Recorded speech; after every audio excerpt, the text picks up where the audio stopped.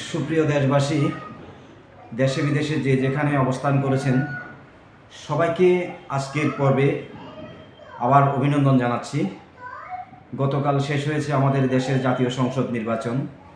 বেসরকারিভাবে এখনও পর্যন্ত যে ফলাফল এসেছে তাতে আমাদের যে সাবেক প্রধানমন্ত্রী বেগম খালেদা জিয়া তার সুযোগ্য পুত্র তারেক রহমানকে বিজয়ী হিসেবে ধানের শীষে বিজয় ঘোষণা করা হয়েছে বেসরকারি ফলাফল অনুযায়ী।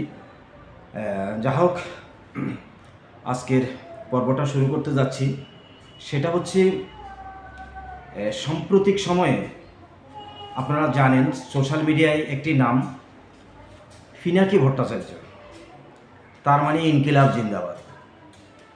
সেই ইনকিলাব জিন্দাবাদকে বাংলাদেশের আপামর জনগোষ্ঠী জাতি ধর্ম নির্বিশেষে জয় বাংলা এবং ধানের শীষ মিলে তাকে হরে কৃষ্ণ জিন্দাবাদ করে দিয়েছে। আসলে হরে কৃষ্ণ জিন্দাবাদ বলার এটাই কারণ, পিনাকি যখনই ফেসবুকে কথা বলে তখন তার এই হাত দুটো খালি এইভাবে নাড়তে থাকে। আচ্ছা পিনাকি দাদা, তুমি তো হিন্দু তাই না?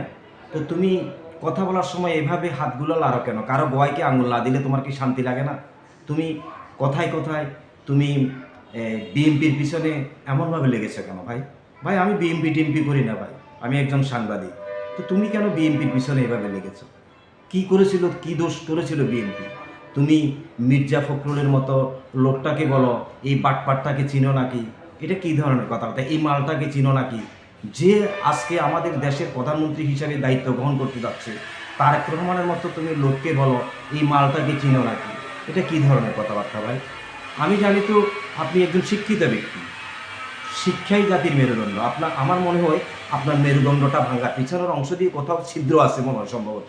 ছোটোকালে আপনার মা বাবা আপনাকে ট্রিটমেন্ট করাতে গিয়ে কোথাও ভুল করেছিল, যার কারণে মেরুদণ্ডের যে ছিদ্রটা আছে সেই ছিদ্রের ফুটাটা, যেটা ফুটা আছে সেই ফুটাটা বন্ধ করা হয়নি। তুমি কথায় কথায় খালি যা তা ব্যবহার করো। তুমি সাহস থাকলে তুমি ফ্রান্সে কেন পড়ে আছো ভাই? তুমি দেশের মাটিতে আসো না। তুমি তো খালি বলতেছো তোমার বাবারা ক্ষমতায় আসলে তুমি দেশে আসার কথা, চলে আসো না। আমি আমার বড় ভাই তারেক রহমানকে বলে তোমাকে ফ্রি টিকিট ফ্রি ভিসার ব্যবস্থা করে দিব ফ্রান্সে থেকে, তুমি দেশে আসো। দেশে এসে যদি তোমার আঙ্গুল দেওয়ার যদি সেই ক্ষমতা থাকে কারো গোয়ায়, সেই আঙ্গুলটা তুমি দিও। ফ্রান্সে বসে বসে তুমি আঙ্গুল দিতে চাও কেন ভাই? তুমি কথায় কথায় খালি জামাতকে সমর্থন করো। তুমি দল করার সবার অধিকার আছে, তুমি যাই দল করতে পারো বলে আরেকটা দলকে তুমি এভাবে ক্রিটিসাইজ করবে, অপমান করবে, সেটা তো হয় না ভাই। তুমি জামাত করো, তুমি বলছো তুমি জামাত করো। তুমি জামাত যদি ক্ষমতায় টিকে, ক্ষমতায় যদি জয় হয়, তাহলে তুমি দেশে আসবে। তো তোমার তো সেই জামাত বাবারা এখন আর জয় হতে পারে না রে ভাই, পিনাকি ভাই। তো তুমি দেশে আসো না। আমি তারেক রহমান ভাইকে, যেহেতু তারেক রহমান এখন জয় হয়েছে, দেশের প্রধানমন্ত্রী হিসেবে খুব শীঘ্রই শপথ গ্রহণ করবে। জয় বাংলা আর ধানের শীষ একত্রিত মিলিয়ে তোমাকে কি করে দিছে? হরে কৃষ্ণ জিন্দাবাদ করে দিছে। ইনকিলাব জিন্দাবাদ না, তোমাকে হরে কৃষ্ণ জিন্দাবাদ করে দিছে।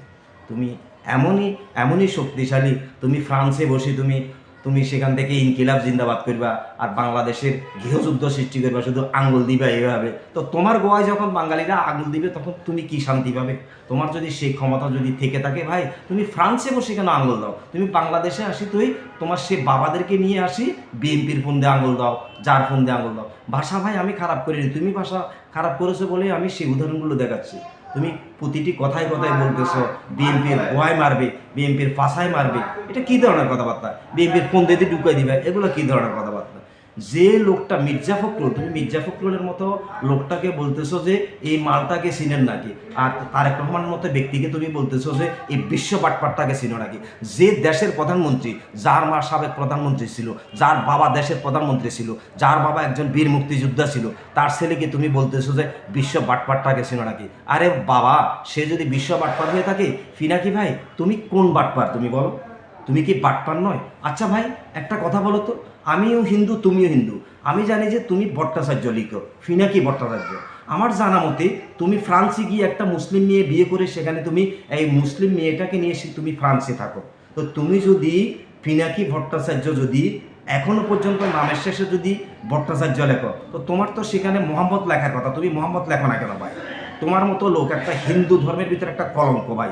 তুমি মুসলিম মেয়েকে বিয়ে করে তুমি এখনো পর্যন্ত মুসলিম ধর্ম গ্রহণ করো নাই, তুমি একটা মুসলিম মেয়েকে জোরপূর্বক তোমার ঘরে রেখে তুমি ধর্মান্তরিত করছো, তুমি এখনো মুসলিম ধর্ম গ্রহণ করো নাই, তাহলে তুমি কেমন হিন্দু?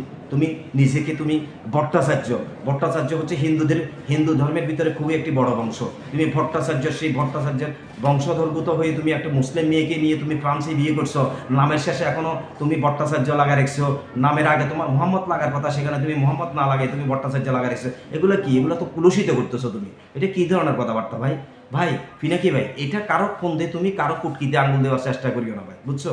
কারণ তোমাকে দেশের জনগণ ভালো জানে, তুমি একটা শিক্ষিত জাতি। তোমাকে নিয়ে আবার শুরু হবে আমার দ্বিতীয় পর্বে, তোমার সাথে কথা হবে। তুমি তো ছিলে একজন ডাক্তার, তুমি তো ছিলে পপুলার একটা ওষুধ কোম্পানিতে চাকরি করতে। তো আমার জানা মতে তুমি পপুলার ওষুধ কোম্পানিতে গিয়ে সেখান থেকে তুমি সেই ওষুধ কোম্পানির সিইও কোঅর্ডিনেটর হিসেবে দায়িত্ব ছিলে, আবার সেখান থেকে তুমি ফ্রান্সে চলে গেলে। যা হোক, সেই বিষয় নিয়ে আমি পরে আলাপ করব। তোমার সাথে আমার আরও কথা আছে, সেই সূত্র ধরে আমি তোমার সাথে কথা বলবো ভাই। ধীরে ধীরে প্রতিটা পর্বে এখন থেকে তোমার সাথে আমার কথা চলতে থাকবে। অবশেষে ভাই পিনাকি ভাই, যেখানে থাকো দেশে আসার চিন্তা করো, কারো গয় আঙ্গুল না দিয়ে দেশে আসার চিন্তা করো। বিএনপির ফোন দেওয়া আঙ্গুল দিও না, আওয়ামী লীগের ফোন দেওয়া আঙ্গুল দিও না, তুমি নিজে দেশে আসো।